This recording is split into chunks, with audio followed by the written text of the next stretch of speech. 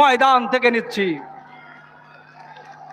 সাথী বন্ধুগণ, পশ্চিমবঙ্গে যে সরকার চলছে, তৃণমূল কংগ্রেস মমতা ব্যানার্জি সরকার, এই সরকার একদিকে ছাত্র যুব ক্ষেত মজুরের অধিকার কেড়ে নিয়েছে এই মমতা ব্যানার্জির সরকার।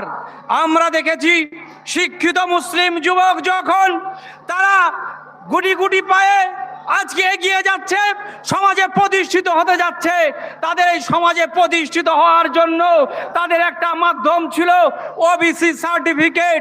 আমরা দেখেছি এই মমতা ব্যানার্জি সরকার ক্ষমতায় আসার পরে এই ওবিসিকে এমন একটা জায়গায় পরিণত করেছে যে আমরা দেখতে পেলাম মুসলিম সমাজের যে সমস্ত ছেলেমেয়েরা উচ্চ শিক্ষায় শিক্ষিত হওয়ার স্বপ্ন দেখেছিল, যে সমস্ত ছেলেমেয়েরা মেডিকেলে চান্স পেয়ে ডাক্তার হওয়ার স্বপ্ন দেখেছিল, যে সমস্ত ছেলেমেয়েরা ইঞ্জিনিয়ার হওয়ার স্বপ্ন দেখেছিল, এই মমতা ব্যানার্জি ক্ষমতায় আসার পরে এমন একটা সিস্টেম চালু করলো যে সিস্টেমের ফলে আমাদের মুসলিম সমাজের এই সমস্ত স্বপ্ন দেখা ছেলেগুলো তাদের ভবিষ্যৎ ধ্বংস হয়ে গেল। ওবিসি সার্টিফিকেট কোর্টের দায়ে বাতিল হয়ে গেল। তারপরেও কোর্ট তাদেরকে সুযোগ দিয়েছিল যে তোমরা এমন একটা ব্যবস্থা করে দাও সুন্দরভাবে সায়েন্টিফিক ওয়েতে, যেটা সংবিধান অধিকার দিয়েছে সেই পদ্ধতিতে তোমরা ওবিসির মানদণ্ড ঠিক করে ওবিসি যে সম্প্রদায়গুলো হবে তোমরা ঠিক করে দাও। কিন্তু এই মমতা ব্যানার্জির সরকার, মুসলমানদের মসিয়া সাজার সরকার, এই মুসলমানদের মসিয়া সাজা সরকার মমতা ব্যানার্জি ঠিকভাবে ওবিসির সেই পদ্ধতি মেনটেন করে ওবিসি সার্টিফিকেট পুনর্বহাল করতে গেল না। ফলে আবার হোঁচট খেয়ে এই সরকারের উদাসীনতায় আজকে সেই ওবিসি বাতিল হয়ে গেল। আজকে আমরা এখান থেকে বলতে চাই, যেসব 2004 সালে রঙ্গনাথ মিশ্র কমিশন তিনি মুসলমান সমাজের আর্থসামাজিক অবস্থা পরিলক্ষণ করে তিনি সরকারকে জানিয়েছিল যে মুসলমান সমাজকে যদি মূল স্রোতে আনতে হয় তাহলে তাদেরকে 10% এই ওবিসি রিজার্ভেশন দিতে হবে, তাহলে তারা মূল স্রোতে আসতে পারবে। আমরা দেখলাম কি রঙ্গনাথ মিশ্র কমিশন তার সাথে সাথে বলেছিল আরো 5% সংরক্ষণ দিতে হবে, মুসলিম ছাড়া আদার সংখ্যালঘু যারা আছে তাদেরকে উপরে তুলে আনার জন্য, অর্থাৎ মোট 15% সংরক্ষণ দিতে হবে, ওবিসির তালিকাভুক্ত করতে হবে, তাহলে মুসলিম সমাজ তারা মূল স্রোতে আসবে। তাদেরকে একসাথে নিয়ে আমরা ভারতবর্ষকে আরো এগিয়ে নিয়ে যেতে পারবো। কিন্তু আমরা কি দেখলাম, বাংলায় মমতা ব্যানার্জি তিনি চেয়েছেন যাতে এই মুসলিম সমাজের উচ্চ শিক্ষিত ডাক্তার এবং ডাক্তার যারা হবে, ইঞ্জিনিয়ার যারা হবে, তারা যাতে হতে না পারে, তারা যেন উচ্চ শিক্ষায় শিক্ষিত না হতে পারে, তার জন্য এই ওবিসিকে বাতিল করলো চক্রান্ত করে। এই মমতা ব্যানার্জিকে আজকে আমরা এই শহীদ মিনারের অধিকার মহাসমাবেশ থেকে আমরা তাকে ধিক্কার এবং সেম জানাচ্ছি। বন্ধু সাথী আমার, মমতা ব্যানার্জি শুধু মুসলিম সমাজকে এখানে ধোঁকা দিয়ে শেষ করেনি। আমরা দেখেছি মুসলিম সমাজের একটা বড় অংশের প্রান্তিক সমাজের যারা মাদ্রাসায় পড়াশুনো করে, এই মাদ্রাসার ব্যবস্থাকে ধ্বংস করে দিয়েছে এই মমতা ব্যানার্জি এবং তার কোম্পানিগুলো। এই মাদ্রাসা শিক্ষাকে শেষ করে দিয়েছে। আমরা কি দেখেছি যে মাদ্রাসা শিক্ষা ব্যবস্থার মাধ্যম থেকে আজকে ভারতবর্ষের প্রথম প্রধান শিক্ষামন্ত্রী যিনি হয়েছিলেন মৌলানা আবুল কালাম আজাদ, তিনি এই মাদ্রাসা পড়ুয়া ছাত্র ছিলেন। আমরা দেখেছি, আমরা এখানে মতুয়া সমাজের অনেক ভাইয়েরা আছে, মতুয়া সমাজের অনেক আমার নেতৃত্ব এখানে আছে। আপনারা জানবেন মতুয়া সমাজের সেই সময় যিনি গুরুচাঁদ ঠাকুর ছিলেন, সেই গুরুচাঁদ ঠাকুরকে সেই সময়ে বর্ণবাদী আশ্রয়, বর্ণবাদী সমাজ ব্যবস্থায় যখন পাঠশালায় তাকে কোনো আশ্রয় দেওয়া হয়নি, সেই সময় এই গুরুচাঁদ ঠাকুর মতুয়াদের যিনি ধর্মগুরু, তাকে শিক্ষার জন্য, প্রাথমিক শিক্ষার গ্রহণের জন্য তাকে কিন্তু ওই মক্তব তথা এই মাদ্রাসার প্রাথমিক স্তরে তাকে ভর্তি হওয়ার সুযোগ দেওয়া হয়েছিল এবং তিনি সেই প্রাথমিক শিক্ষা এই মক্তব থেকে অর্থাৎ মাদ্রাসা শিক্ষা ব্যবস্থা থেকে তিনি শিক্ষা অর্জন করেছিলেন। আজকে আমরা দেখছি এই ভারত পশ্চিমবঙ্গের যিনি মুখ্যমন্ত্রী আছেন, তিনি মাদ্রাসা ডিপার্টমেন্টের একজন স্বাধীন মন্ত্রী, অর্থাৎ মাদ্রাসা ডিপার্টমেন্টের তিনি মন্ত্রী। কিন্তু আমরা দেখছি মাদ্রাসা দিনের পর দিন মাদ্রাসায় শিক্ষক নেই, মাদ্রাসার ছাত্র অনুপাতে শিক্ষক সেখানে দেওয়া হচ্ছে না। আমরা কি দেখছি মাদ্রাসায় মিড ডে মিলের ব্যবস্থা নেই। আপনারা অবাক হবেন, আজকে 35 দিনের বেশি হয়ে গেল যে মাদ্রাসা আনএডেড মাদ্রাসার শিক্ষক মহাশয়রা তারা ওখানে ধর্নায় বসে আছে। যারা আন্দোলন করার জন্য কালকে খাটিয়া বের করে কাফনের কাপড় পরে তারা আন্দোলন শুরু করেছে, তাদের দিকেও এই মমতা ব্যানার্জির সরকারের কোনো ভ্রুক্ষেপ নেই। অর্থাৎ আমি বলতে চাই, মমতা ব্যানার্জি আজকে 2011 সালে যে লোভ দেখিয়ে যে মুসলমানদের মসিয়া সেজে মাথায় হাত বুলিয়ে তিনি বলেছিলেন আমি ক্ষমতায় গেলে মাদ্রাসা শিক্ষা ব্যবস্থার আমূল পরিবর্তন করে মাদ্রাসা শিক্ষকদের, মাদ্রাসায় পড়ুয়াদের আমরা কর্মসংস্থানের ব্যবস্থা করে দেবো, মাদ্রাসায় শিক্ষক দেব, মাদ্রাসা ছাত্রছাত্রীদের যেমন স্কুল চলে সেরকম সমানুপাতে তাদেরকেও আমরা পরিষেবা দেব। কিন্তু আমরা কি দেখছি এই মাদ্রাসায় আজকে দীর্ঘদিন ধরে কত বড় দ্বিচারিতা এই মমতা ব্যানার্জি করে যাচ্ছে। মাদ্রাসা স্কুলে যখন আইসিটি টিচার দরকার, আমাদের প্রিয় ভাইজান তিনি বারবার দাবি করেছেন শিক্ষার প্রাথমিক স্তর থেকে কম্পিউটার চালু করতে হবে। সেখানে আমরা দেখছি স্কুলে যখন কম্পিউটার চলছে সেখানে কম্পিউটারের জন্য শিক্ষক দেওয়া হয়েছে, কিন্তু অপরদিকে যে মাদ্রাসা শিক্ষা ব্যবস্থা চলছে সেই মাদ্রাসা শিক্ষা ব্যবস্থায় একজন কম্পিউটার পড়ানোর জন্য যে শিক্ষক দেওয়া হয়েছিল মমতা ব্যানার্জি এবং তার সরকার আজকে 2 বছরের অধিক সেই সমস্ত শিক্ষকদের মাইনে দিচ্ছে না। ফলে দেখা যাচ্ছে মাদ্রাসা পড়ুয়ারা কম্পিউটার শিখতে পাচ্ছে না। আমরা এখান থেকেও ওই মমতা ব্যানার্জিকেও ধিক্কার জানাচ্ছি। আমি আমার বক্তব্যের শেষের দিকে একটা কথা আপনাদেরকে জানাবো, যারা আজকে এই মুসলিম সমাজ তথা পিছিয়ে বর্গের সমাজের সঙ্গে তারা যে দ্বিচারিতা করছে তাদের জবাব দেওয়ার জন্য 2026-এ আমরা তৈরি হব। 2026-এ এই সরকারকে এবং বিজেপির আশাকে শেষ করে পশ্চিমবঙ্গ থেকে আমরা নতুন দিশা দেখাবো। ইন্ডিয়ান সেকুলার ফ্রন্টের হাত ধরে আমাদের প্রিয় ভাইজান যে লড়াই তিনি করে যাচ্ছেন, এই লড়াইয়ে আমরা সকলে হাতে হাত রেখে এগিয়ে যাব। বাংলাকে নতুন সকাল, নতুন ভোর আমরা উপহার দেব। সকলে ভালো থাকেন, সুস্থ থাকেন। আমাদের কর্মীরা আগামী 26-এর লড়াইয়ের পূর্ণ প্রস্তুতি নিয়ে যান। আমরা একটা বিধায়ক নয়, একাধিক বিধায়ক পশ্চিমবঙ্গের বিধানসভায় দেব এবং আমাদের অধিকার আমরা ছিনিয়ে আনবো। সকলে ভালো থাকুন, সুস্থ থাকুন। ইনকলাব জিন্দাবাদ, ইন্ডিয়ান সেকুলার ফ্রন্ট জিন্দাবাদ, পিজারা নওশাদ সিদ্দিকী জিন্দাবাদ। অসংখ্য ধন্যবাদ মাননীয় গাজী শাহাবুদ্দিন সিরাজি মহাশয়কে। এখন বক্তব্য রাখবেন ইন্ডিয়ান সেকুলার ফ্রন্টের রাজ্য সহসভাপতি, উত্তর 24 পরগনা জেলার সভাপতি মাননীয় তাপস ব্যানার্জি মহাশয়।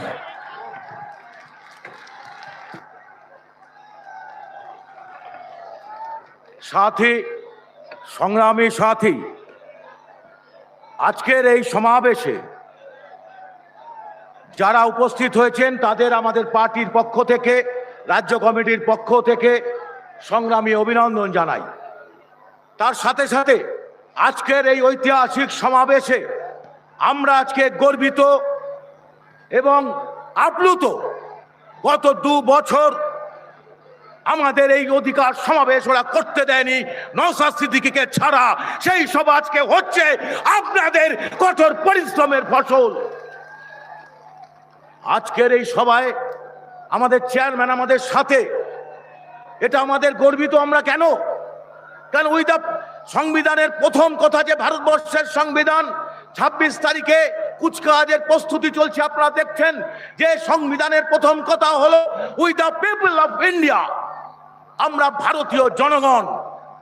আজকে এই ভারতীয় জনগণকে ধুলায় লুণ্ঠিত করা হচ্ছে ধর্মীয় বিভাজনের মাধ্যমে। কি কেন্দ্র, কি রাজ্য? আসলে একটা সরকারের নৈতিক দায়িত্ব আমাদের সংবিধানের যে অধিকার, শিক্ষার অধিকার, স্বাস্থ্যের অধিকার, বাসস্থানের অধিকার, কর্মসংস্থানের অধিকার, সেই সমস্ত অধিকার যখন এরা দিতে ব্যর্থ তখন ওরা মানুষের মধ্যে বিভাজন সৃষ্টি করে একটা পুঁজিবাদী শ্রেণী কর্পোরেট পুঁজির দাসত্ব করবার চেষ্টা করছে। তার জন্যই একে একে আইন জারি হচ্ছে। অথচ ৭৮ বছর স্বাধীনতার পরেও একটা দেশের স্বাস্থ্য নীতি, জাতীয় স্বাস্থ্য নীতি তৈরি হয়নি। সেই স্বাস্থ্যনীতি না হওয়ার ফলে আমার মা বোনেরা আজকে রক্তপ্লাজতায় ভুগছে, আজকে রক্ত শূন্যতায় ভুগছে। কোনো স্বাস্থ্যের ব্যবস্থা নেই। স্বাস্থ্যটাকে নিয়ে যাওয়া হয়েছে ইন্স্যুরেন্সের মধ্যে, আর শিক্ষাটাকে নিয়ে যাওয়া হচ্ছে ঋণের জালে, যেটা আমাদের অধিকার। সেই অধিকারকে সুপ্রতিষ্ঠিত করার জন্যই আজকের এই সমাবেশ। সেই সমাবেশ থেকে আমাদের শপথ নিতে হবে, যে ব্যক্তি তামান্নার হত্যাকারীকে দেখে ঘৃণা করে না, প্রতিবাদ করে না, যে ব্যক্তি অভয়ার মৃত্যু দেখে ঘৃণা করে না, প্রতিবাদ করে না, আমি তাদের ঘৃণা করি। যারা 22 সালের এই 21শে জানুয়ারি রাস্তায় বুকে নওশাদ সিদ্দিকীকে টানতে টানতে হাসতে তুলেছিল, তারা প্রতিবাদ করেনি, আমি তাদের ঘৃণা করি। যে পিতা তার শিশুর লাল শনাক্ত করতে দ্বিধাবন্দিত করে, আমি তাদের ঘৃণা করি। এই মমতা ব্যানার্জি, তুমি জেনে রাখো, তুমি এই রাজ্য থেকে শিক্ষা চুরি করেছো, স্বাস্থ্য চুরি করেছো, স্বাস্থ্যের অধিকার চুরি করেছো, গণতান্ত্রিক অধিকার চুরি করেছো, সমস্ত দেশটাকে লুটেরাদের কাছে বেচে দিচ্ছ। আমরা এখানে থেমে থাকবো না। আজকের এই সভা থেকে আমাদের শপথ নিতে হবে, যে আজকে আমাদের সেই সভা থেকে শপথ নিতে হবে একটাই, যে তোমরা যতই চেষ্টা করো, যতই চক্রান্ত করো, আইএসএফ এর কর্মীদের দাবায় রাখতে পারবা না। আমরা লড়াই করব, লড়াই জিতবো। এই বাংলাকে অনেক অশান্ত করেছো, বড় দুঃখ কষ্ট বেদনার মধ্যে দিয়ে আমরা চলছি। এই বাংলা আজকে শ্মশানে রূপান্তরিত হয়েছে। 26 সালে এই বাংলাকে আমরা আইএসএফ এর নেতৃত্বে তৃণমূল বিজেপি বিরোধী মহাজোটের মাধ্যমে আমরা নতুন বাংলাকে ফিরিয়ে দেব আপনাদের সামনে। এই কথা দৃঢ়তার সাথে আপনাদের দিতে চাই। অনেক দুঃখ, অনেক কষ্ট বেদনা আছে আমাদের এই বাংলার বুকে। তাই আমি শেষ করব, বাজবো রে আমরা, বাজবো রে আমরা, বাজবো রে, ভাঙা বুকের পাজর লইয়া নয়া বাংলা ওই বাজবো রে আমরা। ধন্যবাদ সবাইকে, ধন্যবাদ জানিয়ে আমার বক্তব্য শেষ করছি। ইনকলাব জিন্দাবাদ, আইএসএফ জিন্দাবাদ, নওশাদ সিদ্দিকী ভাইজান জিন্দাবাদ। অসংখ্য ধন্যবাদ মাননীয় তাপস ব্যানার্জি মহাশয়কে। আমাদের এই লড়াই চলছে। এখন বক্তব্য রাখবেন ইন্ডিয়ান সেকুলার ফ্রন্টের সাধারণ সম্পাদক বিশ্বজিৎ মাইতি মহাশয়। মাইক্রোফোনে আসতে বলবো বিশ্বজিৎ মাইতি মহাশয়কে।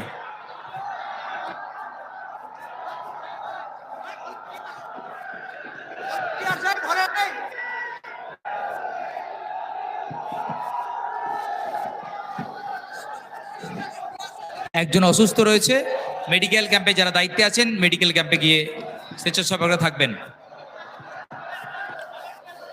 বলছি 14 তলার নবান্ন কোম্পানি, দিদি শুনতে পাচ্ছেন আওয়াজ?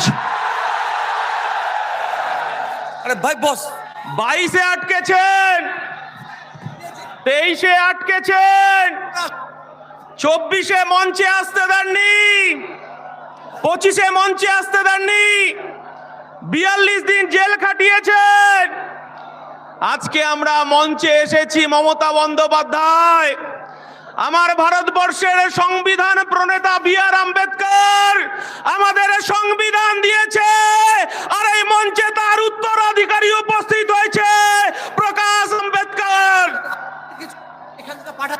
মমতা বন্দ্যোপাধ্যায়, আপনার ভাইপো অভিষেক বন্দ্যোপাধ্যায়, আপনি শুনতে পাচ্ছেন? ভাঙড়ে ক্রিমিনালটা ফাউল করেই যাচ্ছে। অভিষেক বাবু বলছে ভাঙড়ে নাকি উনি খেলবেন। আজকে এই 21-এর মঞ্চ থেকে আমরা আহ্বান করছি ভাইপো, আপনার পিসিকে ভাঙড়ে খেলতে নামান, আর ভাঙড়ে আমার কর্মীরা খালি পায়ে খেলবে। 21-এ আপনি ভাঙা পায়ে খেলেছিলেন, আর আমার এই বাংলার 2026-এর রেফারি হবে আমার দলের চেয়ারম্যান, আমার দলের সেনাপতি নওশাদ সিদ্দিকীর হাতে লাল কার্ড থাকবে।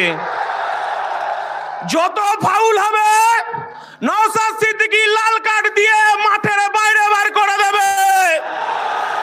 21-এর আওয়াজ যদি শুনতে পারে মমতা বন্দ্যোপাধ্যায়, আপনি হিজাব পরে বোরকা পরে ইনশাআল্লাহ সুবহানাল্লাহ করে এই বাংলার সংখ্যালঘু আদিবাসী দলিতের অধিকার আপনি চুরি করেছেন। এই বাংলার সংখ্যালঘু মানুষ, সংখ্যালঘু মা, তারা মমতা বন্দ্যোপাধ্যায় 2026-এ তারাও খালি পায়ে খেলবে। তারা আহ্বান করছে, আমার মাটি আমার মা, কবরস্থানের দখল ছাড়ব না। আমার মাটি আমার মা, মসজিদের অধিকার ছাড়ব না। আমার মাটি আমার মা, ঈদগার দখল ছাড়ব না। আর শুভেন্দু বাবু, আপনি তো তৃণমূল মার্কা বিজেপি, আপনি তো তৃণমূলের এজেন্ট। এই বাংলার মানুষ দেখেছে আপনাকে, আপনাকে কৈফিয়ত দিতে হবে। আরে বাবা, হিন্দু হিন্দু ভাই ভাই, এসব স্লোগান বাংলার মাটিতে চলবে না। এ বাংলার মাটি দুর্জয় ঘাঁটি, এ বাংলার মাটি রবীন্দ্রনাথের মাটি, এ বাংলার মাটি নেতাজির মাটি, এ বাংলার মাটি আশফাকুল্লাহর মাটি, এ বাংলার মাটি ক্ষুদিরামের মাটি, এ বাংলার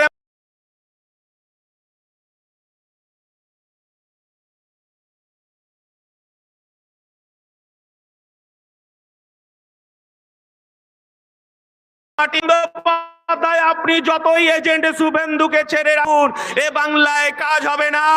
আমার ইন্ডিয়ান সেকুলার ফ্রন্ট আওয়াজ তুলেছে, মোরাক বিনতে দুইটি কুসুম, হিন্দু মুসলমান, মুসলিম তারে নরমণি, হিন্দু তাহার প্রাণ। আর আমার দলের পৃষ্ঠপোষক আমাদেরকে শিক্ষা দিয়েছে, নানা ভাষা, নানা মত, নানা পরিধান, বিবিধের মাঝে দেখো মিলন মহান। আমার ইন্ডিয়ান সেকুলার ফ্রন্ট বলছে, এই বাংলার আমার হিন্দু মায়েরা, হিন্দু বোনেরা মন্দিরে গিয়ে ঘন্টা বাজিয়ে পুজো করবে, আমার মুসলমান ভাইরা মাথায় টুপি পরে মসজিদে গিয়ে নামাজ পড়বে, আর আমার মতুয়া ভাইরা তারা ডঙ্কা বাজিয়ে হরিচাঁদ গুরুচাঁদের পুজো করবে, আর আমার সাঁওতাল ভাইরা, আমার আদিবাসীরা ভাইরা তারা ডঙ্কা বাজিয়ে টুসু পুজো করঞ্চুপ পুজো করবে, আর জল জমি জঙ্গলের অধিকার নিয়ে রাস্তায় থাকবে, আর আমার খ্রিস্টান ভাইরা গির্জায় গিয়ে প্রার্থনা করবে। আমরা এই সম্প্রীতির বাংলা দেখতে চাই। মমতা বন্দ্যোপাধ্যায় যখন আমার চেয়ারম্যান, এই বাংলার অধিকার, এই বাংলার যুব সমাজের কর্মসংস্থান, এই বাংলার খেটে খাওয়া মানুষের কর্মসংস্থান, এই বাংলার আশা কর্মী, এই বাংলার অঙ্গনারী কর্মী, এই বাংলার জিআরএস, এই বাংলার সিভিক পুলিশ, এই বাংলার প্যারা টিচারদের যখন অধিকার নিয়ে রাস্তায়, যখন আমার চেয়ারম্যান বলছে কেন ওবিসি বাতিল করে দেওয়া হলো, ওবিসির অধিকারে ফেরত দিতে হবে, কেন ভুয়ো এসসি এসটি সার্টিফিকেট দেওয়া হবে, যখন আমার চেয়ারম্যান বলছে আমার কলকাতার রাজপথে আমি একটা ধর্ণা মঞ্চ করতে চাই, মমতা বন্দ্যোপাধ্যায় আপনি আমাকে একটা 10 ফুট বাই 10 ফুটে মঞ্চ বাজারে জায়গা দিন, তখন মমতা বন্দ্যোপাধ্যায় হাজার হাজার পুলিশ লেলিয়ে আমার চেয়ারম্যানকে, যখন এই বাংলার মানুষের, বাংলার পিছিয়ে পড়া মানুষের যখন অধিকার নিয়ে লড়াই হচ্ছে, তখন লাথি মারতে মারতে আমাদেরকে জেলে নিয়ে গেছে, 42 দিন জেল কাটিয়েছে। মাননীয় মুখ্যমন্ত্রী, আমার নেতা সিদ্দিকুল্লাহ চৌধুরী নয়, আমার নেতা বাইরের বিশ্বাস নয়, আমরা টাকার কাছে মেরুদণ্ড বিক্রি করতে আসিনি। এই বাংলার পিছিয়ে পড়া, এই বাংলার আদিবাসী, এই বাংলার অধিকার প্রতিষ্ঠা করার লক্ষ্যে 2026-এ বোমাগুলি পিস্তলের বিরুদ্ধে আমার দলের সেনাপতিরা খালি পায়ে খেলবে, আর রেফারি করবে আমার নওশাদ সিদ্দিকী। মমতা বন্দ্যোপাধ্যায়, আপনাকে বলতে চাইছি, আপনি কর্মসংস্থানের কথা বলেন না, 2011 সালের আগে এই পশ্চিম বাংলার বামফ্রন্ট সরকারকে সরিয়েছিলেন মমতা বন্দ্যোপাধ্যায়। এই বাংলার মানুষ রেজবানুর রহমানকে ভুলে যায়নি। তৎকালীন মুখ্যমন্ত্রী ছিলেন বুদ্ধদেব ভট্টাচার্য।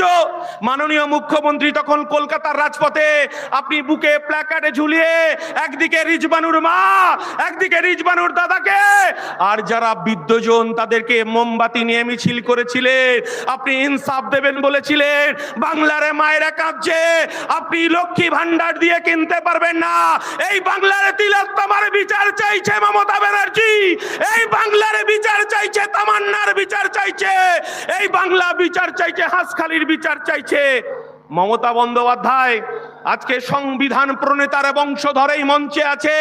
আমরা সংবিধান হাতে করে বলতে চাইছি, এই দেশের প্রধানমন্ত্রীর কাজ কি মন্দির মসজিদ তৈরি করা? এই বাংলার মুখ্যমন্ত্রীর কাজ কি মন্দির মসজিদ তৈরি করা? মাননীয় মুখ্যমন্ত্রী, আপনি শুভেন্দু অধিকারীকে দিয়ে আপনি বলতে চাইছেন ধর্ম ধর্ম খেলা করতে চাইছেন। 1992 সালে ফিরে যান। এই বাংলার মুখ্যমন্ত্রী ছিল জ্যোতি বসু। যখন 1992 সালে আমার ভারতবর্ষের স্থাপত্য, ভারতবর্ষের ধর্মনিরপেক্ষতা, এই শুভেন্দু অধিকারীর দল বিজেপি আরএসএস যখন বাবরি মসজিদ ধ্বংস হলো, তখন এই রাজ্যের মুখ্যমন্ত্রী জ্যোতি বসু বলেছিলেন, আমি আমার পুলিশ প্রশাসনকে বলে দিয়েছি এই বাংলায় দাঙ্গাবাজরা কখনো সিপিএম হতে পারে না, এই বাংলার দাঙ্গাবাজরা কংগ্রেস হতে পারে না। আমি আমার প্রশাসনকে বলে দিয়েছি মাথা লক্ষ্য করে গুলি করতে। আমরা বলতে চাইছি এ বাংলাকে ভাগ করা যাবে না। মমতা বন্দ্যোপাধ্যায়, আপনি ভেবেছেন এই এসআইআর এর মধ্য দিয়ে আমার এই বাংলার সংখ্যালঘু মুসলমানে তাদের অধিকারে কবরস্থান, তাদের ঈদগাহ, তাদের মসজিদ, তাদের মাদ্রাসা, আপনি 5 দিনের নোটিশে আপনি দখল দিতে চেয়েছিলেন বিজেপিকে। আমার দলের চেয়ারম্যান নওশাদ সিদ্দিকী, আমরা ওয়াকফ বোর্ডে ছুটে গেছি। সেদিনকে আমরা ওয়াকফ বোর্ডকে বলে এসেছি এই বাংলার অধিকার, এই বাংলার অধিকারকে কেড়ে নেওয়া যাবে না। তাই মুসলমান সমাজ তারা বুক দিয়ে লড়াই করছে। আপনি বলছেন এখানে মিছিল করা যাবে না, মিটিং করা যাবে না, দিল্লিতে গিয়ে মিটিং করতে হবে মমতা বন্দ্যোপাধ্যায়। আর আপনি এসআইআর নিয়ে যে কথাটা বলতে চাইছেন, আপনি বলেছিলেন আপনার লাশের উপর দিয়ে এসআইআর হবে, বলেছিলেন তো? বলেছিল না? আপনি কি করলেন? ভাইপোকে বাঁচানোর জন্য 90,000 কর্মচারী আপনি নিয়োগ করলেন। 90,000 কর্মচারী কার? মমতা বন্দ্যোপাধ্যায়ের। বিডিও অফিসে দখলদারি কার? মমতা বন্দ্যোপাধ্যায়ের। বিডিও গুলো কার অধীনে কাজ করছে? মমতা বন্দ্যোপাধ্যায়ের অধীনে কাজ করছে। আর আপনি এখানে হিন্দু মুসলমান ভাগ করতে চাইছেন। একদিন কিছুদিন আগে দেখলাম মমতা বন্দ্যোপাধ্যায় আপনি বলতে চাইছেন মুসলমানদের নাকি জব্দ করার চেষ্টা করছে। আমার নওশাদ সিদ্দিকী বলে দিয়েছে এ লড়াই আমাদের বাঁচার লড়াই, এ লড়াই আমাদের জিততে হবে। আমরা বলতে চাইছি কবরস্থানে আমার বাপ জেঠা কাকারা 300-400 বছর ধরে শুয়ে আছে। আপনি এসআইআর এর নথি সাজাতে চাইছেন। আমার মুসলমান ভাইরা মায়েরা ভয় পায় না, তারা বুক চিতিয়ে লড়াই করছে। আপনি এনআরসি ভয় দেখাতে চেয়েছিলেন, আপনি ক্যাকা ছিছি রেখে ভয় দেখাতে চেয়েছিলেন। আর আপনি বলেছিলেন বিজেপিকে ঢুকতে হবে, তৃণমূলকে দুহাত ভরে বাংলার সংখ্যালঘু মানুষ, আদিবাসী মানুষ আপনাকে ভোট দিয়েছিল। মমতা বন্দ্যোপাধ্যায়, আপনার অপরাধ শুনে রাখুন। আমরা বলিনি বিজেপি রাজ্য সভাপতি কি ভট্টাচার্য, উনি বলেছেন। কি ভট্টাচার্য? আমরা বলিনি। উনি কি বলেছেন? উনি বলেছেন 1998 সালে তৃণমূলের জন্মলগ্নে যেখানে জন্ম হয়েছিল লেবার রুমে, সেদিন যদি অটল বিহারী বাজপেয়ী, লালকৃষ্ণ আদবানি, জর্জ ফার্নান্ডেজ, রাজনাথ সিং যদি উপস্থিত না থাকতো এই তৃণমূলের দলটা জন্ম হতো না। আর আমরা বলতে চাইছি 1998 সালের পর থেকে আপনি বিজেপির সঙ্গে সংসার করেছেন। আপনি কখনো রেলমন্ত্রী, আপনি কখনো কয়লা মন্ত্রী। আমরা দেখেছি মমতা বন্দ্যোপাধ্যায়, আপনি বলতে চাইছেন বিজেপি এতদিন পরে আপনার ঘুম ভাঙলো, আপনি এই বাংলাকে ভাগ করতে চাইছেন, এই বাংলার অধিকারকে আপনি বিজেপির হাতে তুলে দিতে চাইছেন। আমরা মাঝখানে চলে এসেছি, এটা আপনার গায়ে জ্বালা বেঁধেছে। নওশাদকে ভয় লাগছে। আমরা বলতে চাইছি এই বাংলায় নওশাদের নেতৃত্বে লড়াই হবে। 2026-এ আমার 2 ডিজিটের এমএলএ বিধানসভায় যাবে। এই বাংলার গরিব মানুষের তার অধিকার ফিরে পাবে, আদিবাসী দলিত মানুষ তার অধিকার ফিরে পাবে, বাংলার খেটে খাওয়া শ্রমজীবী মানুষ তার অধিকার পাবে। আর পুলিশকে একটা কথা বলতে চাই, ডিএ কিন্তু বাকি আছে, আপনাকেও স্মরণ করিয়ে দিতে চাইছি। এই ডিএর জন্য লড়াই করছে আমার নওশাদ সিদ্দিকী, শুভেন্দু অধিকারী নয়। মমতা বন্দ্যোপাধ্যায়ের ভয় 77-এ নয়, মমতা বন্দ্যোপাধ্যায়ের ভয় 1 নম্বর ভাঙড়ে। তাই মমতা বন্দ্যোপাধ্যায় আপনি আগুন নিয়ে খেলবেন না। তাই একটা কথা বলে আমি শেষ করব, সবাই খুব সংক্ষেপে। আমরা বলতে চাইছি, মমতা বন্দ্যোপাধ্যায় আমার বাংলার মুসলমানের করের টাকায়, আমার বাংলার আদিবাসীর করের টাকায়, আমার বাংলার হিন্দু ভাইয়ের করের টাকায় এই বাংলার মানুষ তো দেখেছিল দীঘাতে একটা কারখানার আপনি ফিতে কাটবেন। এই বাংলার মানুষ তো দেখতে চেয়েছিল রাজারহাট উপনগরী, স্বপ্ননগরী, সেখানে একটা উইপ্রো হবে, সেখানে একটা আপনার ওয়েবেলের কম্পিউটারে হাব হবে, কারখানা হবে। আর উত্তরবঙ্গে শিলিগুড়িতে একটা কারখানার ফিতে কাটবেন। মমতা বন্দ্যোপাধ্যায় এই বাংলার মানুষ তো আপনাকে দেখতে চেয়েছিল জেলায় জেলায় একটা করে পিজি হবে, জেলায় জেলায় একটা করে আরজিকর হবে, আর আপনি আপনার ভাইপো ফিতে কাটবে। এই বাংলার মানুষ তো দেখতে চেয়েছিলেন আপনার অপরাধ, এই বাংলার বেকার যুবকের পেটে লাথি মেরেছেন, এই বাংলার বেকার যুবকের কর্মসংস্থানকে কেড়ে নিয়েছে। 26,000 শিক্ষক তারা রাস্তায় রাস্তায় ঘুরে বেড়াচ্ছে, তারা 2026-এ বিচার চাইছে। মমতা বন্দ্যোপাধ্যায় আপনাকে স্মরণ করে দিতে চাই, আপনি হিজাব পরুন, বোরখা পরুক, ইনশাআল্লাহ সুবহানাল্লাহ করুন। এই বাংলার খেটে খাওয়া মানুষের করের টাকায় এই বাংলার মানুষ দুর্গা মন্দির দেখতে চায় না, জগন্নাথ মন্দির দেখতে চায় না, শিলিগুড়িতে মহাকালের মন্দির দেখতে চায় না। এরা দেখতে চায় কলকারখানার উদ্বোধন হবে, বেকার যুবকের চাকরি হবে, খেটে খাওয়া মানুষের চাকরি হবে। তাই এ কথা বলি, আপনাকে স্মরণ করে দিতে চাই, এ বাংলার কাজী নজরুলের শ্যামা সঙ্গীত আমার মন্দিরে বাজে, আর মুসলমান পাড়ায় মসজিদের আজানে আমার হিন্দু পাড়ার ঘুম ভাঙে, এখানে কেউ ভাঙতে পারবে না। এই কথা বলে সকলকে সংগ্রামী অভিনন্দন জানিয়ে এই বাংলার বুথে বুথে লড়াই হবে, তৃণমূলের বিরুদ্ধে লড়াই হবে, বিজেপির সাম্প্রদায়িকের বিরুদ্ধে লড়াই হবে। আসলে যাহাই বিজেপি তাহাই তৃণমূল, যাহাই তৃণমূল তাহাই বিজেপি। লড়াই হবে সিয়ানে সিয়ানে। মমতা ব্যানার্জি বোমাগুলির পিস্তলের বিরুদ্ধে আমার নওশাদের নেতৃত্বে খালি পায়ে বুথে বুথে খেলা হবে। এই কথা বলে সবাইকে সংগ্রামী অভিনন্দন জানিয়ে আমার বক্তব্য শেষ করছি। ইনকলাব জিন্দাবাদ, ইন্ডিয়ান সেকুলার ফ্রন্ট জিন্দাবাদ, নওশাদ সিদ্দিকী জিন্দাবাদ, বাংলার ঐক্য জিন্দাবাদ। নমস্কার, সবাই মাথা ঠান্ডা করে বাড়ি ফিরবেন। আর একটা কথা একটুখানি বলবো, সেটা হচ্ছে পুলিশ যদি তৃণমূলের দালালি করে, পুলিশের বিরুদ্ধেও এফআইআর হবে, এমএলএ আপনার ইমেলে এফআইআর হবে। আর 5 টাকার কলম দিয়ে আমার নওশাদ সিদ্দিকী আমার পার্টি বুঝে নেবে হাইকোর্টে, সুপ্রিম কোর্টে। এই কথা বলে সকলকে সংগ্রামী অভিনন্দন জানিয়ে যে আপনাদেরকে বক্তব্য শেষ করছি। ইনকলাব, ইনকলাব, আইএসএফ, নওশাদ সিদ্দিকী। অসংখ্য ধন্যবাদ পার্টির রাজ্য সম্পাদক বিশ্বজিৎ মাইতি মহাশয়কে, তার সুন্দর এবং সংক্ষিপ্ত বক্তব্যের মাধ্যমে অনেক কিছু তুলে ধরেছেন। এবার আমি মঞ্চে ডেকে নেব আমাদের পার্টির কার্যকারী সভাপতি শামসুল আলী মল্লিক মহাশয়কে। তিনি তার বক্তব্যের মাধ্যমে উপস্থাপন করবেন ওয়াকাফ, রাজ্য বিজেপি এবং তৃণমূল সংক্রান্ত বিষয়।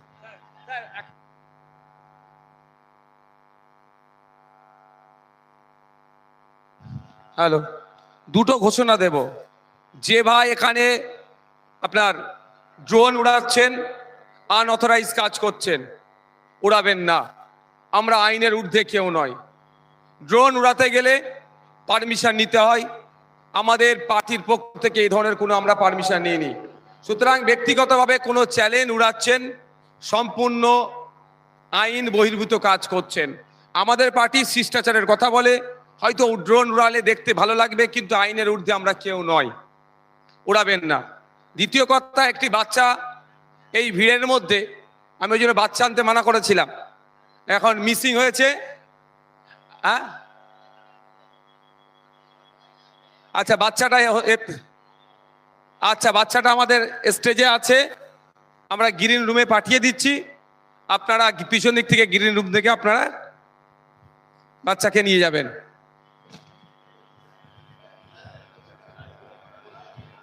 এখন মাইক্রোফোনে শামসুর আলী মল্লিক মহাশয়। হাজারো হাজারো মানুষ, সংগ্রামী জনতা রাজপথে নেমেছে। জানি না রাজ্যের মুখ্যমন্ত্রী কি ভাবছেন। আমি হাওড়া থেকে যখন পায়ে হেঁটে মিছিল নিয়ে আসছিলাম, এই ময়দানে ঢোকার আগে আমার কয়েকজন সাথী বন্ধু, সংগ্রামী সন্তান, তারা আমাকে বলছিলেন যে স্যার, হাওড়া থেকে মিছিল নিয়ে আসছেন, কত হাঁটবেন? আমি তাকে বললাম যে রাজ্যে একটা ন্যায়ের সরকার, এই মমতা ব্যানার্জির গুরুদেব আপনারা অনেকেই জানেন, সন্ত্রাসী সিদ্ধার্থ শঙ্কর রায় এই মমতা ব্যানার্জির গুরুদেব ছিলেন, এবং বাংলায় কি সন্ত্রাস তিনি চালিয়েছেন সেটা বাংলার লোকেরা জানে। তো সেই সন্ত্রাসের সরকারকে, সেই অন্যায়ের সরকারকে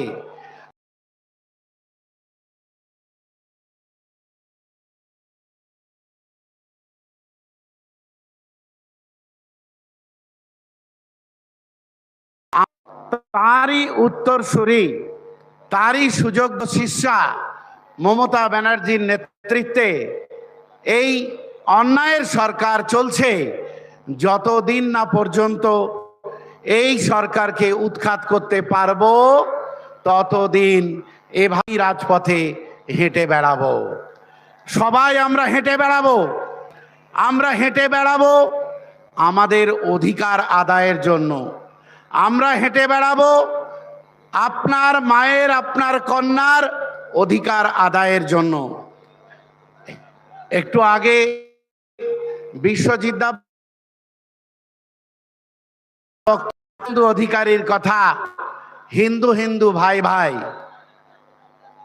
শুভেন্দু অধিকারীর উদ্দেশ্যে বা যারা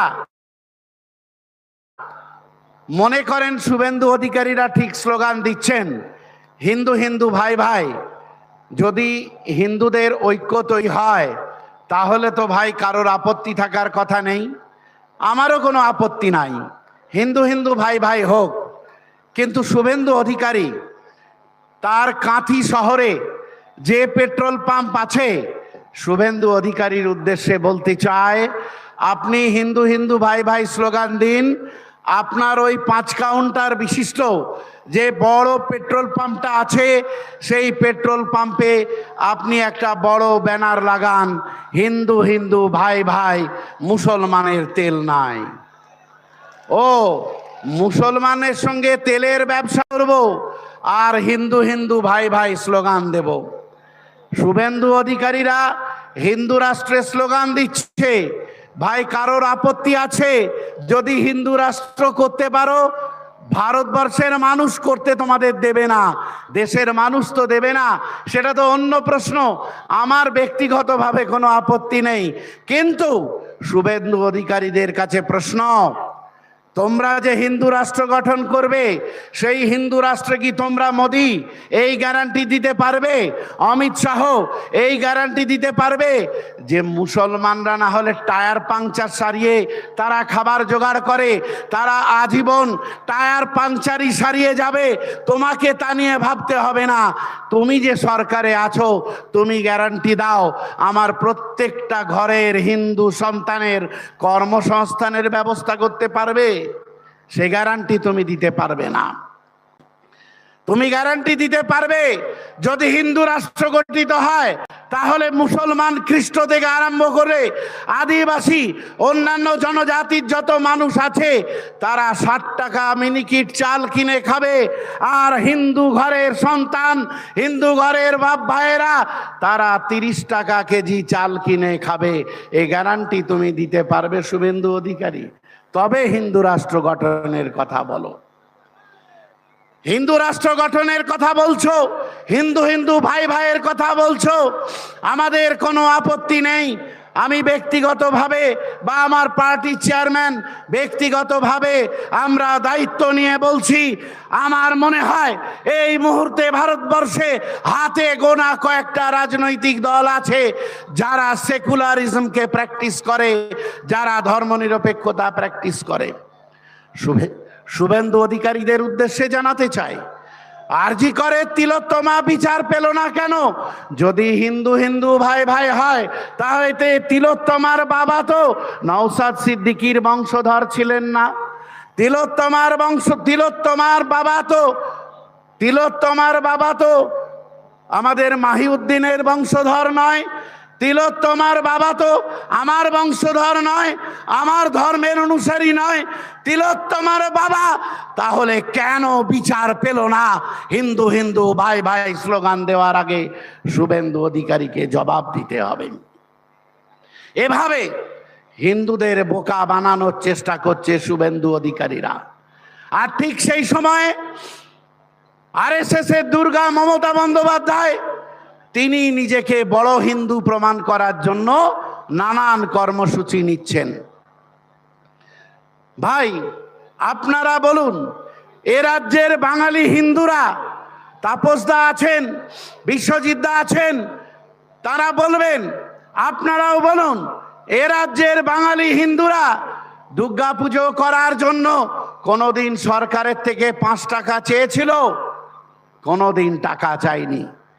এই বছরে 1,10,000 টাকা করে 44,000 পুজো কমিটিকে টাকা দেওয়া হয়েছে। কেন? এই 1,44,000 পুজো কমিটিকে 1,10,000 করে টাকা দিলে কত টাকা হয়? সেই টাকায় কত শিক্ষা প্রতিষ্ঠান হতে পারত, কত কল কারখানা হতে পারত, কত প্রফেশনাল কলেজ হতে পারত। এগুলো উনি করবেন না, উনি আসলে বোকা বানাচ্ছেন।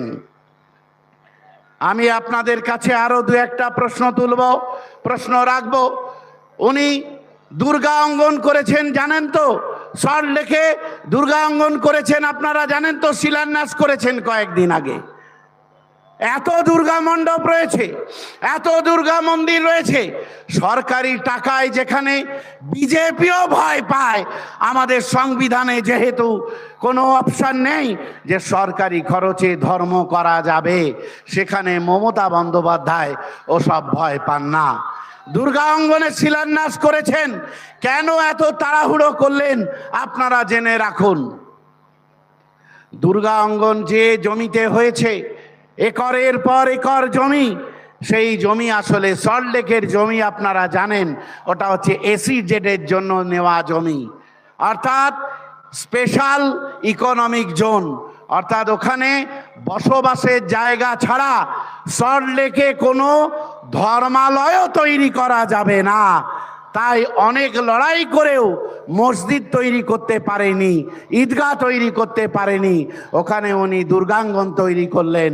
কেন জানেন? ওটা হচ্ছে বিশেষ অর্থনৈতিক অঞ্চল। এই বিশেষ অর্থনৈতিক অঞ্চলে অর্থনৈতিক উন্নয়নের কাজ ছাড়া আর কোনো কাজ করা যাবে না। বোধহয় মমতা ব্যানার্জি ভাবছেন আমার যাওয়ার পালা এসেছে, তাই তাড়াতাড়ি ওটা দুর্গা অঙ্গন করে দাও, যাতে অর্থনৈতিক অঞ্চল আর না থাকে। আপনারা জানেন মহাকালের মন্দির, শিলিগুড়িতে মহাকালের মন্দির হয়েছে, সেখানে শিলান্যাস করেছেন। আপনারা জানেন কিনা জানি না, আমি জানানোর জন্য বলছি। এই যে মহাকালের মন্দির যেখানে হবে, সেই জমিটা নেওয়া হয়েছিল এ রাজ্যে বাম সরকারের আমলে, যখন পৌরমন্ত্রী ছিলেন অশোক ভট্টাচার্য। তখন ওখানে শিল্প তৈরি করার জন্য, শিল্প নিগম তৈরি করার জন্য, শিল্প তৈরি করার জন্য ওই জমি নেওয়া হয়েছিল। মমতা ব্যানার্জি চান না এই বাংলার উন্নয়ন, তাই মমতা ব্যানার্জি দেখলেন আমার সরকার চলে গেলে নওশাদ সিদ্দিকীদের সরকার, জোটের সরকার যদি এসে যায় তাহলে এই ফাঁকা জমিতে শিল্প হয়ে যাবে, সবার হাতে কাজ এসে যাবে, এসিজেডে সবার হাতে কাজ এসে যাবে। তাই তাড়াতাড়ি ওখানে কিন্তু উনি মহাকালের মন্দিরে শিলান্যাস করে দিলেন। আমি বলতে চাইছি যে দেখুন, এভাবে মমতা বন্দ্যোপাধ্যায় একটার পর একটা মানুষের যে অর্থনৈতিক অধিকার, সেই অর্থনৈতিক অধিকারকে কেড়ে নেওয়ার চেষ্টা করছেন। আমরা নীরবে দেখছি। আর দায়িত্ব নিয়ে বলছি যে ওয়াকফ আইন পাশ হওয়ার পরে, ওয়াকফ আইন পাশ হওয়ার পরে এই ওয়াকফ আইনের বিরুদ্ধে পশ্চিম বাংলায় কেউ প্রতিবাদ করেননি এ কথা আমি বলছি না। পশ্চিম বাংলায় একমাত্র রাজনৈতিক দল আইএসএফ এবং তার চেয়ারম্যান নওশাদ সিদ্দিকী সাহেবের নেতৃত্বে, আমাদের প্রিয় ছোট ভাইজানের নেতৃত্বে এই সারা বাংলায় কম বেশি 400-র ওপরে মানুষকে সচেতন করার সভা এবং আন্দোলন করা হয়েছে। উনি কলকাতার বুকে গ্রেপ্তার পর্যন্ত হয়েছেন, সরকার গ্রেপ্তার পর্যন্ত করেছে। আর তাই মমতা ব্যানার্জি বললেন যে নওশাদ সিদ্দিকী তো লড়াই করছে, তাহলে চলো একটা বার্তা দিই। মুর্শিদাবাদের মতো জেলা, সেখানে গিয়ে মমতা ব্যানার্জি বলে এলেন যে ওয়াকফ সম্পত্তি আমি সুরক্ষিত রাখবো, ওয়াকফ সম্পত্তি নিয়ে কেউ গুলোগুলি করবে না। যদি ওয়াকফ সম্পত্তি নিয়ে কেউ গুলোগুলি করো তাহলে আমি হব তার সবচাইতে বড় শত্রু। মমতা ব্যানার্জি আমাদের পরামর্শ দিলেন, বাংলার মানুষকে, বাংলার সংখ্যালঘু মুসলমানদের পরামর্শ দিলেন, ওয়াকফ নিয়ে যদি তোমাদের আন্দোলন করতে হয় তাহলে দিল্লিতে গিয়ে আন্দোলন করো। ভালো কথা। আমি এই কথা বলেই আপনাদের শেষ করব। আপনাদেরও শপথ নিতে হবে। সামনের ভোট আসছে, বিধানসভা নির্বাচন আসছে। আমি কোথায় আন্দোলন করব মমতা ব্যানার্জি সেটা ঠিক করে দিতে পারেন না। আপনার আব্বার কবর চলে যেতে পারে, আপনার আম্মার কবর চলে যেতে পারে, আপনার মসজিদ চলে যেতে পারে, আপনার খানকা চলে যেতে পারে, আপনার ঈদগাহ চলে যেতে পারে। আর আপনি আন্দোলন তো যেখানে চলে যাবে সেই মাটিতেই করবেন। মমতা ব্যানার্জির দলের লোকেরা যখন ভোটের সময় আপনার দরজায় গিয়ে ভোট চাইবে, তখন দরজার সামনে প্ল্যাকার্ড টাঙিয়ে রাখবেন, দরজার সামনে একটা নোটিশ টাঙিয়ে রাখবেন, দরজার সামনে লিখে রাখবেন ওয়াকফ আন্দোলন আমরা এখানেই করব। আর তোমাদের যদি ভোট চাইবার দরকার হয় তাহলে তোমরা দিল্লি চলে যাও, দিল্লি চলে গিয়ে ভোট চাও। ভাই মনে আছে তো 2 বছর আগের ঘটনা? মনে আছে তো? আমরা রানী রাসমণি রোডে সভা করছিলাম, তাই না? রানী রাসমণি 2-3 বছর আগে রানী রাসমণি রোডে সভা করছিলাম। তো রানী রাসমণি রোডের সভা থেকে আমাদের পার্টির চেয়ারম্যান সহ মোট 88 জনকে গ্রেপ্তার করে নিয়ে যায়। পুলিশ নৃশংস আচরণ করে, রাষ্ট্রশক্তি নৃশংস আচরণ করেছিল আপনাদের সঙ্গে। আপনারা সেদিন ভুলে গেছেন? আপনাদের নিশ্চয়ই মনে আছে, নিশ্চয়ই মনে আছে। গত 2 বছর আমরা যাতে সভা না করতে পারি, তাই গত বছরের আগের বছর অর্থাৎ 2 বছর আগে বলল নেতাজি ইন্ডোর স্টেডিয়ামে হাতে গোনা 50 জনকে নিয়ে জনসভা করো। আমরা অদ্ভুত হয়ে লক্ষ্য করলাম, আমাদের পার্টির চেয়ারম্যান তিনি শৃঙ্খলার কথা বলেন, আর তাই 50 জনকে নিয়েই আমরা কিন্তু সভা করেছিলাম। আপনারা ভুলে যাননি তো? গত বছর আমাদের পার্টির চেয়ারম্যানকে এবং আরো কয়েকজন নেতৃত্বকে তাদেরকে এই মঞ্চে শেষ মুহূর্তেও আসতে দেয়নি, এ কথা আমরা ভুলে যাইনি। সেদিন আমরা স্লোগান দিয়েছিলাম যে রাষ্ট্রশক্তি তোমরা আমাদের চেয়ারম্যানকে আটকেছো, দেখো সারা রাস্তা জুড়ে, সারা শহীদ মিনার ময়দান জুড়ে হাজারো হাজারো নওশাদ সিদ্দিকী দাঁড়িয়ে আছেন। আর এই নওশাদ সিদ্দিকীরা যে চলে যাচ্ছেন বাড়িতে, এবং আগামী বছর সবাই এক একটা নওশাদ সিদ্দিকী হয়ে এই শহীদ মিনার ময়দানে আসবে। তাই মনে হয় প্রশাসন ভয় পেয়ে গিয়েছিল, তাই প্রশাসন এবার কিন্তু অনেক টালবাহানা করেছে। টালবাহানা করে শেষ অবধি যখন বুঝলো এত নওশাদ সিদ্দিকী যখন ভিড় করবে, তখন আর একটা নওশাদ সিদ্দিকীকে আটকে রেখে লাভ কি? তাই আপনাদের নেতা, আমাদের নেতা, বাংলার সবচাইতে জনপ্রিয় জননেতা নওশাদ সিদ্দিকীকে আটকাতে পারেনি। আর এই হাজারো নওশাদ সিদ্দিকী আজকে প্রমাণ দিচ্ছে, মমতা ব্যানার্জি তোমার মৃত্যু ঘণ্টাটা এই নওশাদ সিদ্দিকীরা বাজাবার জন্য এসেছে। আর লাস্ট কথা আপনাদের বলছি, গত 3 বছর আগে আমার পার্টির চেয়ারম্যান সহ নেতৃত্বকে আটকে রেখেছিল, মনে আছে? কতদিন জেল খাটিয়েছিল মনে আছে? 41 দিন। 40 দিনের দিন জামিন পেয়ে গিয়েছিল, কিন্তু নানান বাহানাতে তাকে আরো একটা দিন আটকে ছিল। 42তম দিনে ছেড়ে দেয়া হয়েছিল, মনে আছে আপনাদের? কতদিন জেল খেটেছে ভাই? 41 দিন। আমি এখান থেকে একটা আহ্বান রেখে আমার বক্তব্য শেষ করতে চাইছি। সামনে 26শে ইলেকশন। ভাই, বন্ধু, সংগ্রামী সাথী, কমরেড, সন্তান, যে যেভাবেই ভাবুন, লড়াকু সেনা, আমরা সবাই জানি এই দক্ষিণ বাংলায় একটা সংস্কৃতি চালু আছে। কি সংস্কৃতি বলুন তো? মারা গেলে 40-এ হয় না। তাই এই সরকারটার 40-এ করে ছাড়বো তো আমরা? এই সরকারের 40-এ হবে তো? আমার ভাইকে 40 দিন জেল খাটিয়েছো, তাই এই হাজারো নওশাদ সিদ্দিকী তারা ফিরে গিয়ে লাখো লাখো নওশাদ সিদ্দিকীর জন্ম দেবে, আর তোমার সরকারের 40-এ করবে বলে আজ শপথ নিয়ে বাড়ি যাবে।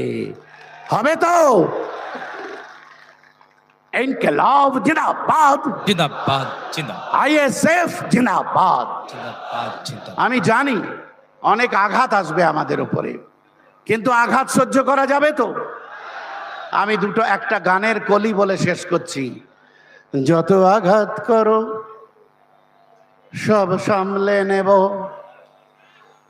যত আঘাত করো সব সামলে নেব, চ্যালেঞ্জ তোমায় যদি মারতে পারো। যত আঘাত করো সব সামলে নেব, চ্যালেঞ্জ তোমায় যদি মারতে পারো। অনেক মেরেছো তবু মরিনি আজও, ভীষণ হয়ে গেছি আজ, তাই সামলে নেব, তাই সামলে নেব, তাই সামলে নেব। যত আঘাত করো সব সামলে নেব, চ্যালেঞ্জ তোমায় যদি মারতে পারো। এই চ্যালেঞ্জ রেখে সকলকে সংগ্রামী অভিনন্দন জানিয়ে আমি আমার কথা শেষ করলাম। ইনকিলাব জিন্দাবাদ, আইএসএফ জিন্দাবাদ, ছোট ভাইজান জিন্দাবাদ, আমার প্রিয় বড় ভাইজান জিন্দাবাদ। বিপ্লব দীর্ঘজীবী হোক। অসংখ্য অসংখ্য ধন্যবাদ পার্টির কার্যকরী সভাপতি শামসুর আলী মল্লিক মহাশয়কে। আমরা এখন আমাদের মঞ্চে পেয়েছি এক বিশেষ অতিথি, সংবিধান প্রণেতা বাবা সাহেব ডক্টর ভীমরাও আম্বেদকরজির যোগ্য উত্তরসূরি প্রকাশ আম্বেদকরজি। বক্তব্য রাখার আগে আমরা আপনাকে আমরা সম্মান জানাবেন আমাদের পার্টির সাধারণ সম্পাদক ব্যাচ দিয়ে সংবর্ধনা দিচ্ছেন বিশ্বজিৎ মাইতি। আমি কার্যকরী সভাপতিকে ডেকে নেব।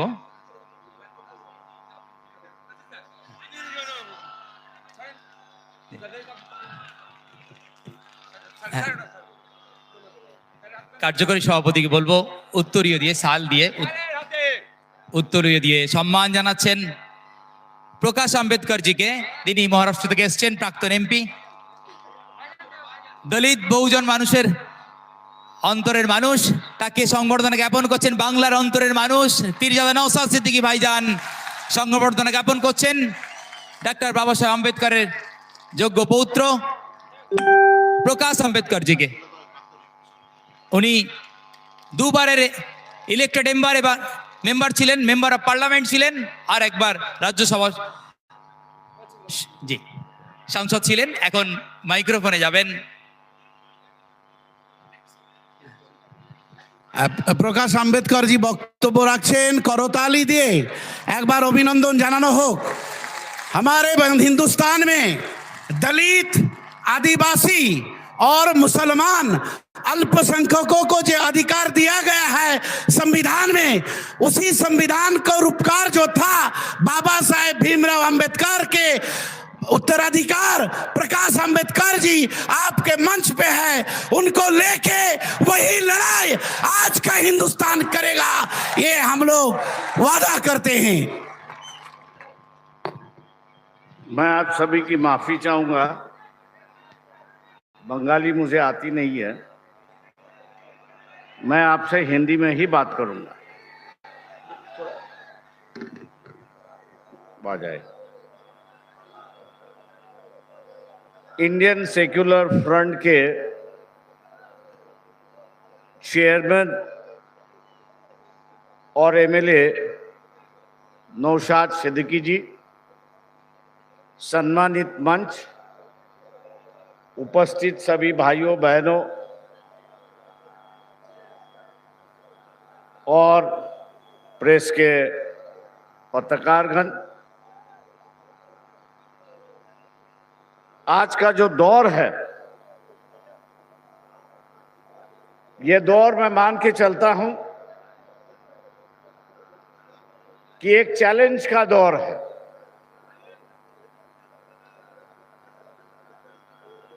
लेकिन हमारा चैलेंज किसके साथ है? हमारा विरोधी कौन है? इसको हम लोग ने पहचानना चाहिए। आज मैं मान के चलता हूं कि हमारा विरोधी जो है बीजेपी दिखाई देता है, लेकिन असली विरोधी जो है वो आरएसएस है, ये हमको भूलना नहीं चाहिए। असली विरोधी जो है वो आरएसएस है, उनकी विचारधारा। बीजेपी तो एक मुखौटा है और उस मुखौटे के माध्यम से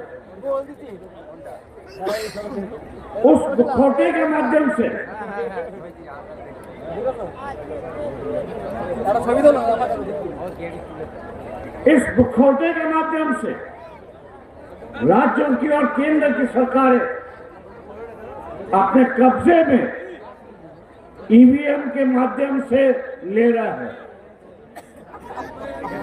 ये ईवीएम जब तक हम लोग हटाते नहीं, ये ईवीएम जब तक हम लोग हटाते नहीं, तब तक ये लड़ाई कठिन है, ऐसा मैं मान के चलता हूं। और हम लोग को सतर्क रहना चाहिए, ऐसा मैं मानता हूं। एक बीच में जो है हम लोग ने एक जुलूस निकाला था, उस जुलूस की जो डिमांड थी, जो मांग थी, वो यही था कि ये जो आरएसएस है, ये अभी तक इसका पंजीकरण क्यों नहीं हुआ, ये रजिस्टर क्यों नहीं हुआ? क्या ये कानून के ऊपर है? क्या ये देश से मानती है, नहीं मानती है? एक बवाल हम लोग ने खड़ा किया है और मैं मान के चलता हूं वेस्ट बंगाल में भी आप अगर इस इशू को उठाएंगे कि छोटी छोटी संस्थाएं हैं वो अपने आप को पंजीकरण करती है, रजिस्टर करती है, लेकिन आरएसएस क्यों नहीं करती? सवाल ये है कि ये अपने आप को बताना चाहते हैं कि हम संविधान के ऊपर, हम इस संविधान को नहीं मानते, और इसलिए उनका नारा है कि पूरी सत्ता अगर आई तो हम इस देश का संविधान बदलते रहेंगे। ये एक सबसे बड़ा चैलेंज है, ऐसा मैं मान के चलता हूं। ये उनकी जो शपथ है 1950 में जब संविधान स्वीकारा गया तब उन्होंने ली। इस देश में 14 अगस्त पाकिस्तान का स्वतंत्र दिन है, 15 अगस्त जो है वो भारत का स्वतंत्र दिन है। आरएसएस ने 14 अगस्त के दिन होली मनाई थी और 15 अगस्त के दिन इन्होंने काला दिन करके माना था। ये इनका इतिहास है। भैया आपने ये काला दिन क्यों माना? इस देश पे जो प्रथा हुई कि देश का स्वतंत्र दिन काला दिन मनाने की जो परंपरा आई, वो परंपरा आरएसएस से शुरुआत होती है। ये हम लोग को ध्यान में रखना चाहिए। दोस्तों, आदिवासी समुदाय से मैं कहूंगा कि 70 साल हुए, आजादी के 70 साल हुए, लेकिन 70 सालों में जो बाबा साहब ने कहा था कि आदिवासियों को हिंदू कानून लागू नहीं होगा क्योंकि उनकी परंपरा जो है, उनकी नीति जो है, उनका कल्चर जो है वो अलग है और इसलिए एक अलग से आदिवासियों के लिए कानून होना चाहिए। जितने भी आदिवासी नेता बैठे हुए हैं मैं उनसे आग्रह करता हूं, जितने भी आदिवासी नेता हैं उनसे आग्रह करता हूं कि इस देश में अंदर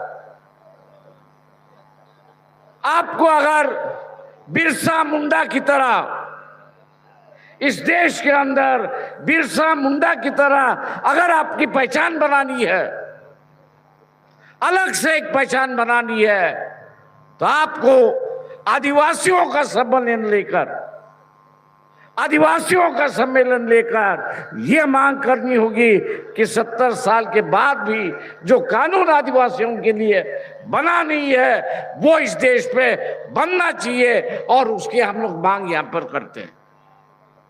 आदिवासियों ने जिस तरह मुसलमानों ने अपनी एक पहचान बनाई है, जिस तरह मुसलमानों ने अपनी एक पहचान बनाई है, उसी तरह मुसलमानों ने भी, उसी तरह आदिवासियों ने भी अपनी एक पहचान बनानी चाहिए। ऐसी एक परिस्थिति है। दोस्तों, हम लोग आपस में लड़ते रहेंगे, लेकिन मैं आगाह करना चाहता हूं, जिस तरह से सोशलिस्ट मूवमेंट इस देश पे था, सोशलिस्ट मूवमेंट इस देश पे था, आप सिर्फ सोशलिस्ट का मूवमेंट बचिए, विचार बैठा है, लेकिन कार्यकर्ता नहीं है। मैं वामपंथियों से भी कह रहा हूं, मैं वामपंथियों से भी कह रहा हूं, एक जमाने में उनका संगठन था, देश भर में उनका संगठन था, लेकिन फिलहाल वामपंथी सिर्फ 2 ही राज्यों तक सीमित रह चुके हैं, एक केरला और एक वेस्ट बंगाल। ये 2 ही राज्यों तक सीमित बैठे हैं। मैं उनसे आग्रह करता हूं कि आज देश की हालत को देखते हुए अगर लेफ्ट विचारधारा बचाना चाहते हो, इसका विकास करना चाहते हो,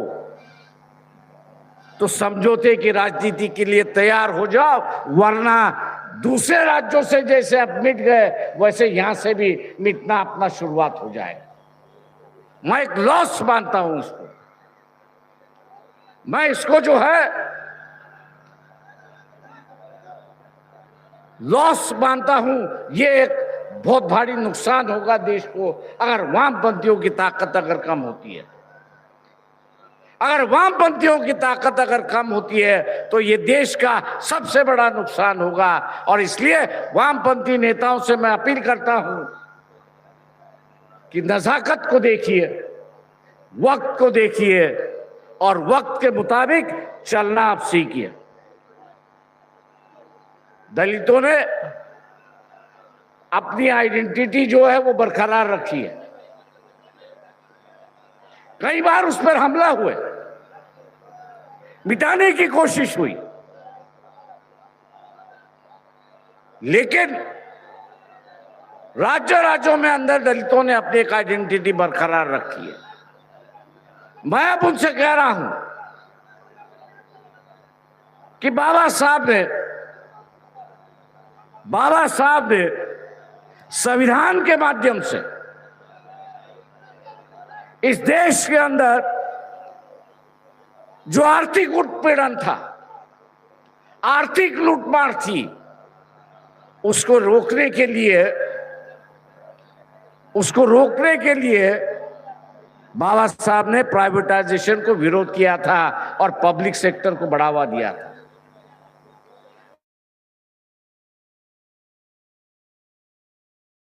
को और पब्लिक सेक्टर उन्होंने समर्थन किया था। आज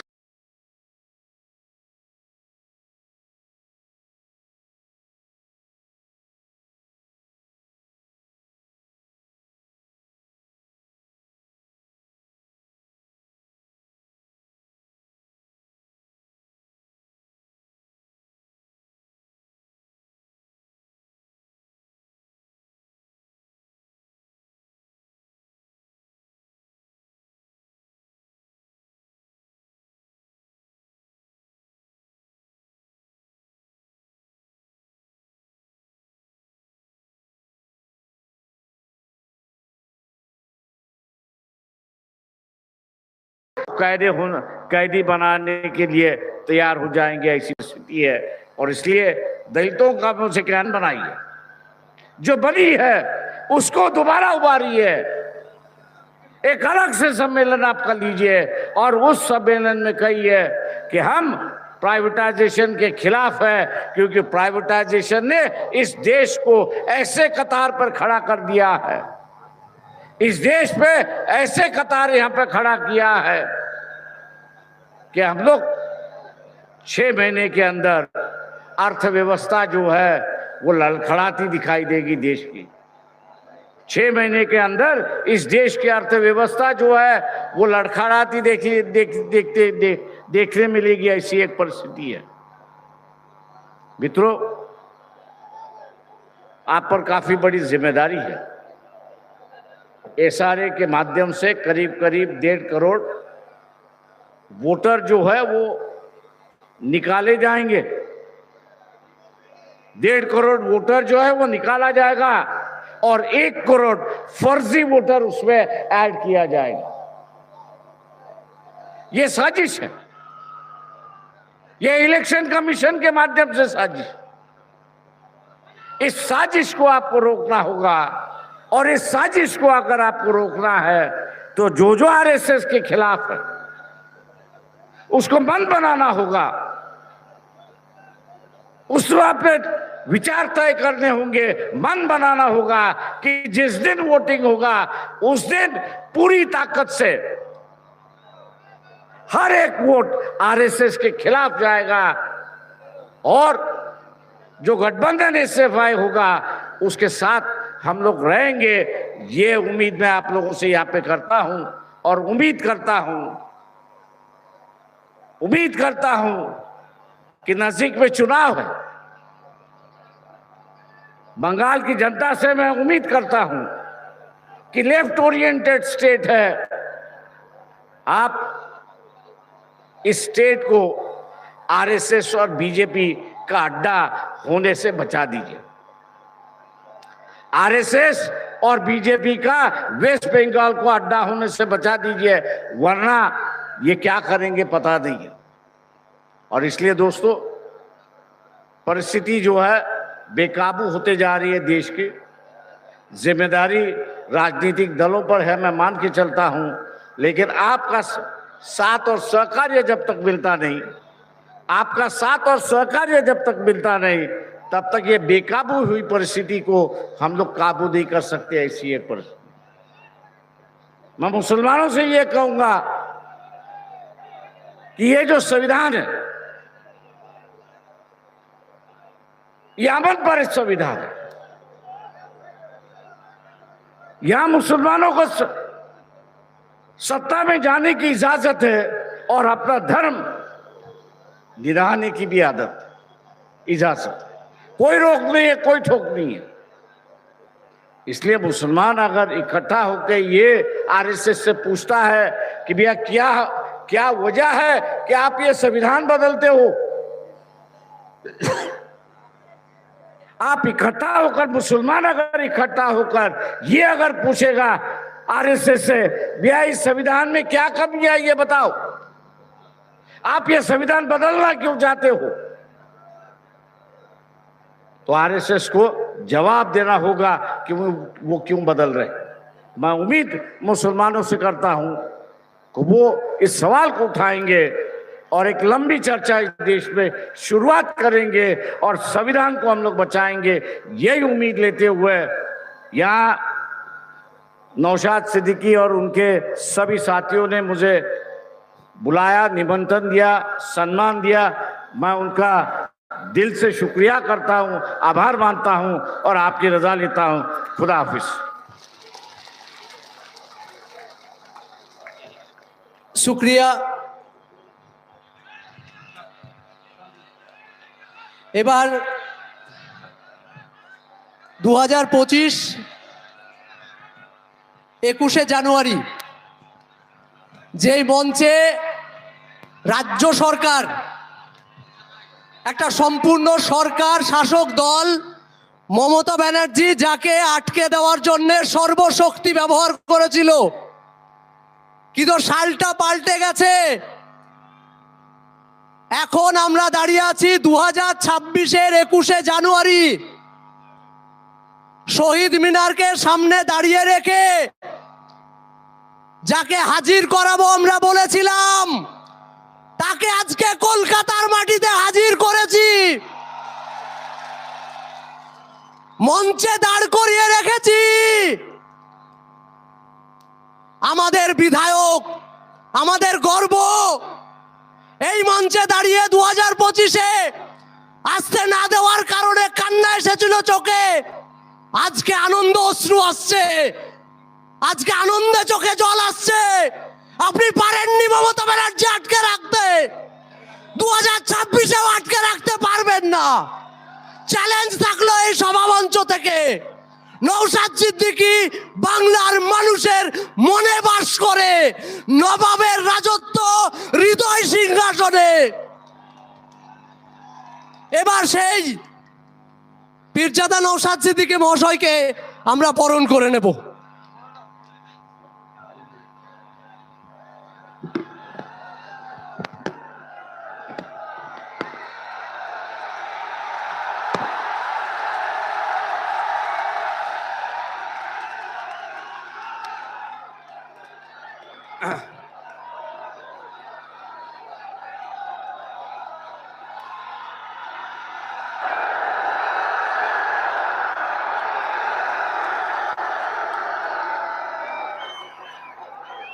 হ্যালো, যে উদ্দীপনা, উচ্ছ্বাস সবটাই কিন্তু আমাদের দলের প্রতিষ্ঠাতা প্রাণ পুরুষ পীরজাদা আব্বাস সিদ্দিকীর ভাইজানের কাছেই কিন্তু ক্রেডিট যাবে। ভাই, পেছনের লোকেরা একটু দেখছে, আপনারা বসে পড়ুন। যারা দূরে আছে একটু বসুন না, আপনাদের পেছনে তো বসা যাবে। ভাই বসে পড়ুন তো ভাই, বসুন। ওখানে যারা আছেন আমার সোজা যারা আছেন বসুন, যারা আছে বসে যান তো ভাই। আমাকে ওই মাইকটা দেন। যারা আমার সোজাসুজি যারা আওয়াজ যারা যাচ্ছেন তারা বসেন ভাই। হ্যাঁ, না থাক। এই ভাই, মিডিয়ার বন্ধুদের সাথে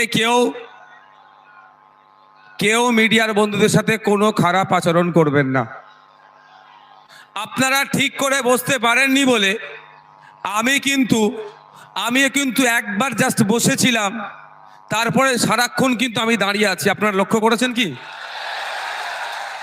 মিডিয়ার আমাদের বন্ধু মানুষ, সুতরাং মিডিয়ার বন্ধুদেরকেও তাদের কাজটা করতে দিন। আমি অনুরোধ করব যারা মিডিয়ার ভাইরা, আপনাদের চেয়ার দেওয়া আছে, আপনারা বসুন। চেয়ার দেওয়া আছে, আপনারা বসুন। আপনাদের মেশিনটা ফিট করে দিয়ে আপনি বসে পড়ুন। চেয়ার দেওয়া আছে। भैया आप इधर आ जाओ ना, पीछे का आदमी का डिस्टर्ब हो रहा है। ए তোমরা কথা বলছো কেন ভাই আমার? আপনি চলে আসেন না, জায়গা আছে বসা, চেয়ার দিচ্ছে এই নাকি? এই একটা চেয়ার দাও তো, একটা চেয়ার দাও তো, একটা চেয়ার দাও, একটা চেয়ার।